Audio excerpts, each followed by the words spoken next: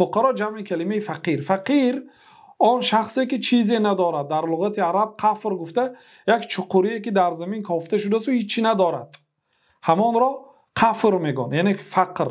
فقیر شخصی که چیزی ندارد یا اینکه چیزی دارد و به نصف حاجتش میرسد. مثال عادی، یک انسان صاحب عائله هست، 5 فرزند دارد مثلا، و در یک ماه معتدل اگر صرف و خراجات کند 2000 سامان برای او لازم است، لیکن درآمد او 800 سامان است یا 500 سامان است یا 200 سامان است یا درآمد ندارد. مثلا مانند یک مثلا پیرمردی که فرزند ندارد، یک کمپیر پیرزن دارد مثلا عائله‌اش، دیگه نه فرزند دارد نه یگان کس دارد که به اینها نفقه کنند، یگان جای درآمد ندارد، فقیر، چیزی ندارند.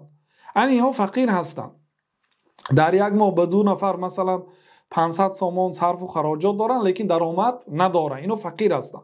تا همون زمانه فقیر حساب می شود که درآمد و برآمدش نصف باشد. مثلا برآمدش یعنی صرف و خراجاتش 2000 سامان، درآمدش 1000 سامان، این فقیر است.